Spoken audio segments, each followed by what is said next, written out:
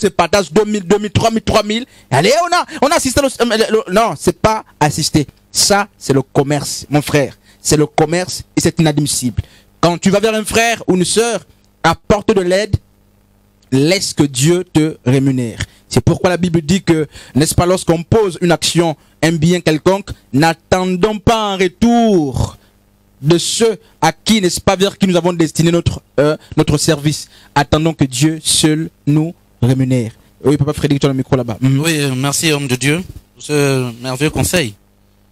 Juste dire que salaire ici, il ne faudrait pas que on arrime salaire, argent. Non.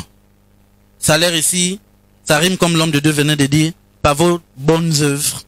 Et la sœur Astrid vient de le dire lorsqu'elle a lu 2 Corinthiens 9, à partir du verset 8. Elle disait, et Dieu peut vous combler de toutes sortes de grâces, afin que possédant toujours en toutes choses, de quoi satisfaire à tous vos besoins.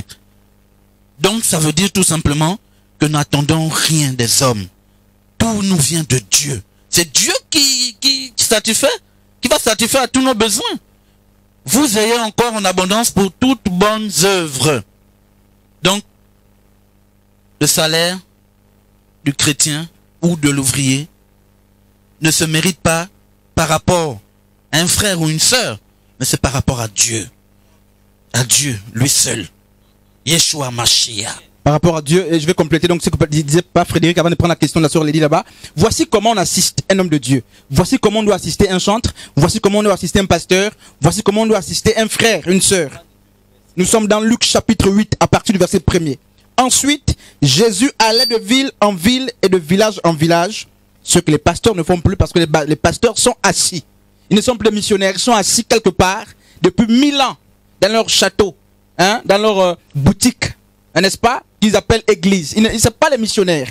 Comprenez un peu ça. Ensuite, Jésus allait de ville en ville et de village en village, prêchant et annonçant la bonne nouvelle du royaume de Dieu. Les 12 étaient avec lui et quelques femmes qui avaient été guéries d'esprits malins et de maladies. Marie, dite de Magdala, de laquelle étaient sortis 7 démons. Jeanne, femme de Susa, intendant d'Hérode, Suzanne et plusieurs autres qui l'assistaient de leur bien. Les hommes de Dieu doivent être assistés avec ce qu'on a, mais d'une manière délibérée. D'autant plus que 1 Corinthiens, on va lire un texte là-bas avant de laisser, n'est-ce pas, le micro. 1 Corinthiens chapitre, nous sommes dans 1 Corinthiens, 2 Corinthiens, n'est-ce pas, je crois. 2 Corinthiens chapitre 9 à partir du verset 7, comment le chrétien doit donner, mais que chacun donne comme il a résolu dans son cœur, sans tristesse ni contrainte, car Dieu aime celui qui donne avec joie. Donc, frère Yann, c'est comme ça qu'on doit donner. Donc, lorsque quelqu'un sert le Seigneur et attend déjà un retour, mais il cesse d'être un adorateur véritable. Il pêche. Son adoration n'est plus pure. Parce que jusque-là, n'est pas satisfait. Et comme papa Frédéric disait, le salaire n'est pas forcément un péché. N'est-ce pas? La vie que Dieu te donne est un salaire. La grâce qu'il t'accorde chaque jour est un salaire. Il est vertical, certes, mais c'est un salaire. Et l'homme de Dieu ne doit pas attendre un quelconque salaire. J'aime le dire. Il doit vivre de la providence. Le problème, c'est que la notion de la providence a disparu. La providence, Paul a dit, si j'ai de quoi me nourrir, de quoi me vêtir, un endroit où dormir, ça me suffit. Frère Yann, la providence, c'est don qu'il la donne. N'est-ce pas? Que les corbeaux nous nourrissent aujourd'hui. Donc les corbeaux, ce sont les gens que Dieu suscite comme ça pour nous nourrir. Justement, que la manne descende du ciel, c'est les dons que Dieu nous donne. Mais n'attendez pas, même si c'est des déviations, n'attendez pas, n'est-ce pas, être rémunéré par un quelconque pasteur. Sur les dit, j'avais une question.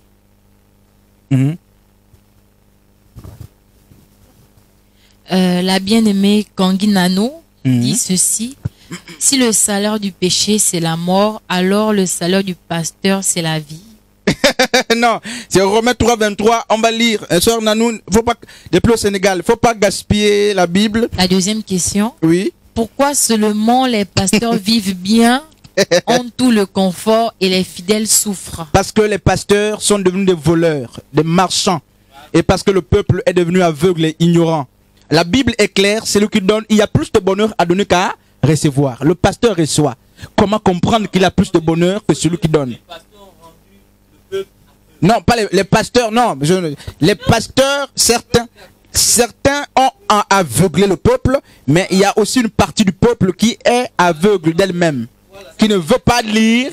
Le peuple ne veut pas lire, ne veut pas s'instruire. Donc, sœur Nanou, sœur Kangi, depuis le Sénégal, non, c'est pas ça. Nous sommes dans Romains, voilà, merci. Romains chapitre 3, verset, je crois que je suis là-bas, n'est-ce pas? Verset 23, qu'est-ce que la Bible dit? Romains 3, 23, car le salaire du péché, c'est la mort. N'est-ce pas? Non, c'est Romains 6, que Dieu nous aide. Romains 6, je suis où là? Romains chapitre, je suis où là? Voilà, Dieu merci. Romains chapitre 6, à partir du verset 23, car le salaire du péché, c'est la mort. Mais le don gratuit de Dieu, c'est la vie éternelle. On n'a pas dit le salaire du péché, c'est la mort, et le salaire du pasteur, c'est l'argent. Non, non, non, c'est des déviations. Donc, pourquoi les pasteurs sont mais à l'aise? Mais parce que ils ont su, mais aveugler le peuple en construisant leur boutique qu'ils appellent église, et ils dévient. Ce sont des déviations. Que Dieu nous aide, et elle sait de quoi je parle, sœur Nanou, là. Tu connais de quoi je parle, non? N'est-ce pas? Avec ces prophètes qui sont en train de... Que Dieu nous aide. Je n'ai pas envie de citer le nom ici, que Dieu nous aide. Donc, les pasteurs sont à l'aise parce que le peuple est aveugle. Et ils pensent, ils laissent leur famille, ils laissent leurs enfants, ils laissent les orphelins, ils partent, n'est-ce pas, remplir le grenier d'un pasteur qui a des mains, qui a des pieds, qui peut tout de même investir, malheureusement. Et pour eux, c'est la manière d'adorer Dieu. Ils pensent adorer Dieu, mais ils adorent un pharaon et un homme. Donc, une autre question, ça le dit? Oui, elle poursuit en disant, j'ai sûrement oublié le passage, mais dans la Bible, Maman Astrid, on parle des compagnons en d'autres termes. Ce sont ceux-là qui accompagnent le serviteur de Dieu dans l'œuvre, d'où cette organisation, mais tout ça pour la volonté de Dieu. Jusqu'aujourd'hui, le faux est à l'œuvre. Elle poursuit en disant encore, les pasteurs sont égoïstes dans la mesure où ils se soucient simplement d'eux au détriment des fidèles, d'où aujourd'hui l'église est devenue un business. N'importe qui se lève pour être pasteur et prophète. Et si on regarde bien, ils n'ont jamais eu un niveau baccalauréat, mais ils ont compris que par les fidèles, ils peuvent assurer leur avenir. Voilà. Donc, et leur progéniture. Une jeunesse moutonnière, n'est-ce pas? Un peuple moutonnier. Et elle a tout dit. Mais il faut pas. On n'a pas dit qu'il faut avoir le bac pour être pasteur, mais il faut quand même un certain niveau. Quand Dieu nous appelle, que les pasteurs aillent à l'école. J'aime dire ça aux pasteurs, n'est-ce pas? Les pasteurs doivent étudier, les pasteurs doivent lire les dictionnaires, parce qu'il y a trop de fautes quand ils écrivent maintenant. Il y a beaucoup de problèmes parce qu'on a dit aux pasteurs que l'Esprit de Dieu suffit, homme de Dieu, et c'est le dérapage. Hein, ces enfants qui écrivent là, qui disent, je suivais, pour terminer, je vais donner le micro à Mastri là-bas, il y a une question qui est un pasteur qui avait en face de lui des Français, et il a vécu en France depuis plus de 25 ans. Tellement il est raciste, il aime l'ingala, n'est-ce pas? Il n'apprend pas bien sa langue. Et il y avait un grand séminaire, il y avait des Français, des Américains, tout ça. Et il est en France depuis, il a marié une Française, il a fait des enfants français, il a pris la nationalité. Et il dit, je suis.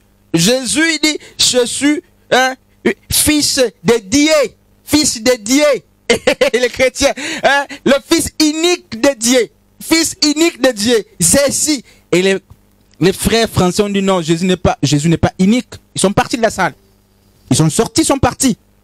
Vous voyez? Donc, les pasteurs doivent, n'est-ce pas, s'instruire. Dieu n'est pas contre l'instruction. Lorsque Paul écrit à Timothée, il dit à Timothée, apporte-moi le parchemin et les livres qui sont avec toi. Donc, un pasteur doit s'instruire. On ne dit pas qu'il faut forcément un bac, mais un homme de Dieu doit s'instruire. Oui, sœur... Oui, je reviens avec la sœur Stech Bawenda. Elle dit ceci. Je connais un homme de Dieu, précisément un pasteur qui a son église et chaque dimanche, il perçoit 100 000 francs d'argent de poche. Non, ça c'est... Est-ce que c'est normal? Non, c'est un voleur, n'est-ce pas? Écoute-moi, sœur Bawenda, toi qui nous suis, que Dieu nous aide. J'aurais aimé que tu appelles et on discute. Comme ça, peut-être que le pasteur va même t'écouter. Écoute, sœur Bawenda, le pasteur n'est pas une priorité. La priorité, d'abord, quand Dieu nous sauve, il y a 3 sacerdoces, l'adoration, l'évangélisation, n'est-ce pas, et la communion. Dieu nous appelle lorsqu'il nous amène à transmettre, n'est-ce pas, l'évangile. Il y a derrière le dos de l'évangile l'assistanat qu'on doit apporter. Donc, les nécessiteux d'après Dieu, c'est pas un pasteur. Non, c'est le pauvre, l'étranger, l'orphelin. Alors que le pasteur nous donne un seul passage biblique qui lui donne la possibilité de prendre tous les dimanches 100 000. Quel vol? Tous les dimanches 100 000 multiplié par 4, ça fait 400 000 par mois. Et quand on multiplie par 12, mais il est riche. Il est riche. Alors que fait-il des chantres qui sont là? Que fait-il des ouvriers? C'est le vol, simplement. Alors, Sœur Bawenda, tu diras à l'homme de Dieu de te justifier sa position par rapport aux Écritures. C'est pas... Non, mais c'est pas... Donc, que l'homme de Dieu nous justifie sa position par rapport aux Écritures. J'aime dire que les églises sont des entreprises familiales. C'est son entreprise à lui. C'est pourquoi, mais il a le bénéfice, c'est le bénéfice qui rentre et c'est le bénéfice et il remplit ses poches et le peuple est aveuglé. Les gens sont là, ils pensent servir Dieu alors qu'ils sont au service de Pharaon, Mama Astrid. Ok, shalom, shalom. On a compris que nous sommes en erreur. On a compris que les hommes de Dieu sont en erreur. Et les serviteurs également sont en erreur. Maintenant, dans ce cas, qu'est-ce qu'il faut faire lorsqu'on se retrouve dans ce genre d'église? Faut-il sortir? Je vais lire. Voilà. Je vais lire. On aime la parole. On va prouver avec les Écritures l'attitude à tenir, n'est-ce pas? 2 Thessaloniciens, le chapitre 3. Je vais lire tout le chapitre. Et je vais prendre quelques versets. Nous vous recommandons, frères, au nom de notre Seigneur Jésus-Christ, de vous éloigner de tout frère qui vit dans le désordre, voilà. Et non selon les instructions que vous avez reçues de nous. Ensuite, vers le verset 13, pour vous, frères, ne vous lassez pas de faire le bien, donc servir toujours Dieu, frère Yann, et si quelqu'un n'obéit pas à ce que nous disons par cette lettre, notez-le et n'avez point de communication avec lui, afin qu'il éprouve la honte. Ne le regardez pas comme un ennemi, mais avertissez-le comme un frère. Donc, quand on se retrouve dans ce genre d'église, parce que c'est maintenant versé, du coup, pour ceux qui ne sont pas affermis, ne peuvent pas voir le bien et le mal, ne peuvent pas reconnaître une vraie église et une église qui ne vient pas de Dieu. Donc, moi, j'aimerais qu'on retourne aux Écritures, que chacun de nous soyons vrais avec Dieu, que chacun de nous ayons une intimité avec notre Dieu, que nous communiquons avec notre Dieu. N'attendons pas que ce soit le pasteur qui parle à Dieu à notre place. N'attendons pas que lorsqu'on a un problème, je cours derrière le pasteur, pasteur j'ai tel problème, pasteur j'ai ceci, je cela, raconter toute notre vie au pasteur. Dieu il est là, nous sommes devenus tous des sacrificateurs. On dit que notre corps est le temple du Saint-Esprit, Dieu vit en nous. Donc rapprochons-nous de Dieu, lisons la parole de Dieu parce qu'il se trouve dans sa parole. Soyons un avec Dieu pour que nous ne tombions pas dans ce qui est mauvais et que en pensant servir Dieu, on sert le malin. On sert le malin. Merci maman Frédéric. Papa Frédéric. Oui, amen. Au vu de tout ce que nous disons là, vraiment, 2 Thessaloniciens, à partir du verset 2 Thessaloniciens, excusez-moi, chapitre 3, je vais m'arrêter juste au verset 3, qui dit, au reste frères, priez pour nous afin que la parole du Seigneur se répande et soit glorifiée comme elle l'est chez vous, et afin que nous soyons délivrés des hommes méchants et pervers, car tous n'ont pas la foi. Je viens un peu attester ce que Maman Astrid vient de dire. Hein? Ne soyons pas des policiers pour nos frères et sœurs.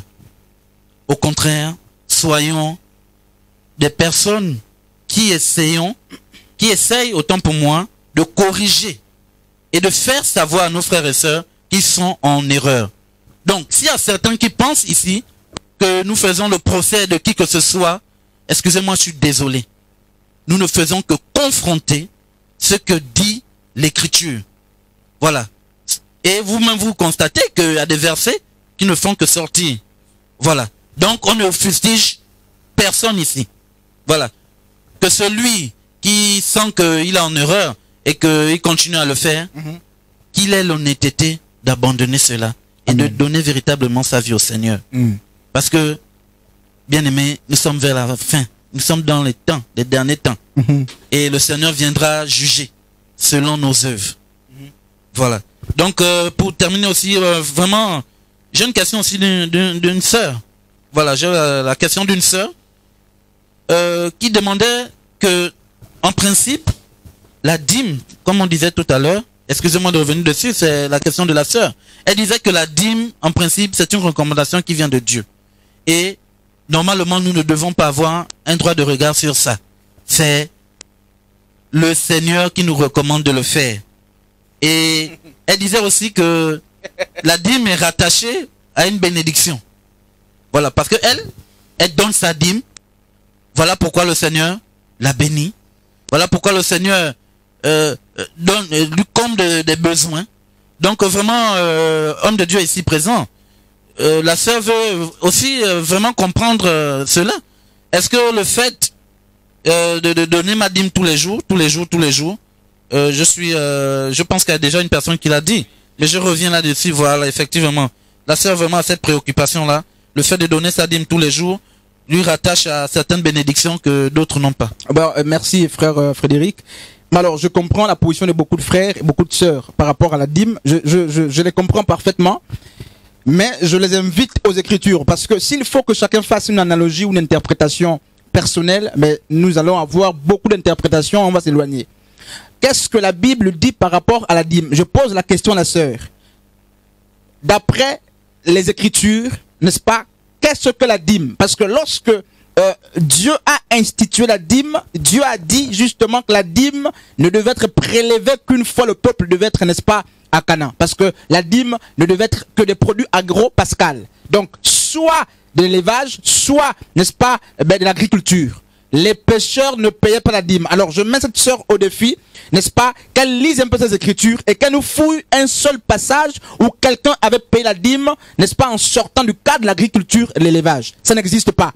Pourquoi? Parce que la dîme était justement le salaire que le peuple devait donner à Dieu, parce que Dieu lui avait donné une terre. Ce peuple qui quittait l'Égypte n'avait pas de terre. Dieu lui donne Canaan. Et une fois à Canaan, c'est là que la pratique de la dîme devait commencer, pas dans le désert. Et la dîme, n'est-ce pas, plus loin. Il faut que la sœur comprenne, qu'elle lise Deutéronome 14, 22, qu'elle comprenne que la dîme était d'abord pour elle-même, c'est écrit dans sa Bible. Que la sœur comprenne et que la sœur nous dise si nous sommes encore sous le sacerdoce de Moïse ou le sacerdoce lévitique. Parce que on va voir justement Malachie chapitre 3. Malachie chapitre 3, frère Yann, passante s'il te plaît. Malachie chapitre 3, n'est-ce pas? Et 4, je préfère qu'on prenne 4. Et à partir du verset 4. Souvenez-vous de la loi de Moïse, mon serviteur, auquel j'ai prescrit au Horeb pour tout Israël des préceptes et des ordonnances. Ici, c'est un prophète qui ramène justement le cœur du peuple qui s'est éloigné de Dieu. Et lorsqu'ils prennent Malachie chapitre 3 à partir du verset 10 pour dire, n'est-ce pas, apporter à la maison du trésor toutes les dîmes.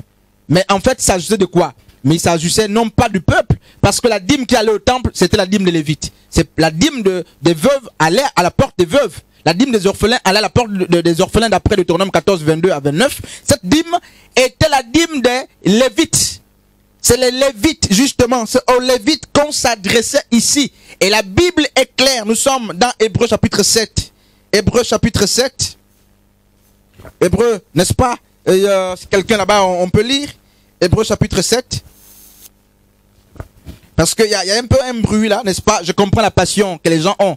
Je comprends parce que frère Frédéric, lorsqu'un mensonge est gros, il est comme une vérité. C'est très, très difficile de s'en sortir et c'est difficile. C'est très très difficile. Voici un peu ce qu'Hébreux 7, 12 dit. Car le sacerdoce étant changé, nécessairement aussi il y a changement de loi. Donc je demande à cette sœur de me dire si nous sommes aujourd'hui sous le sacerdoce de lévitique. Parce que les Écritures disent c'est le sacerdoce lévitique qui instruisait, n'est-ce pas, aux Lévites de prélever la dîme sur les autres. Eux-mêmes ne payaient pas la dîme, sauf la dîme de la dîme qu'ils donnaient. Ils percevaient la dîme et ils enlevaient un dixième d'après Néhémie, n'est-ce pas, 10 à partir du verset 38, qu'ils donnaient justement aux sacrificateurs. Mais aujourd'hui, nous sommes à l'heure de la grâce. Nous sommes dans Galates chapitre 20. Homme de Dieu, on va lire, frère Yann, excuse-nous, n'est-ce pas, on va ouvrir un peu cette brèche. N'est-ce pas?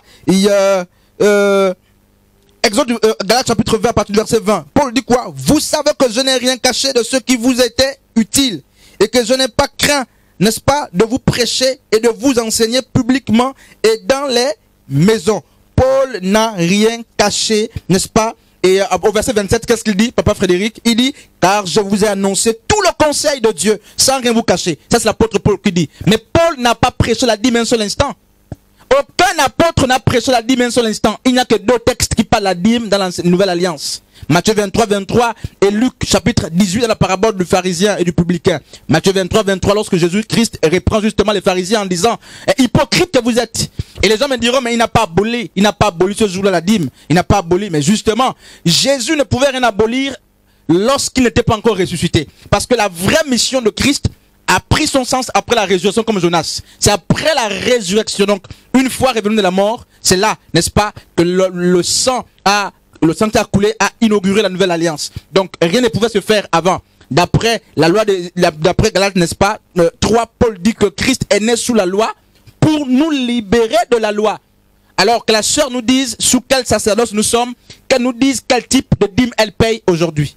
Et qu'elle nous dise si elle est en conformité avec ce que la Bible dit.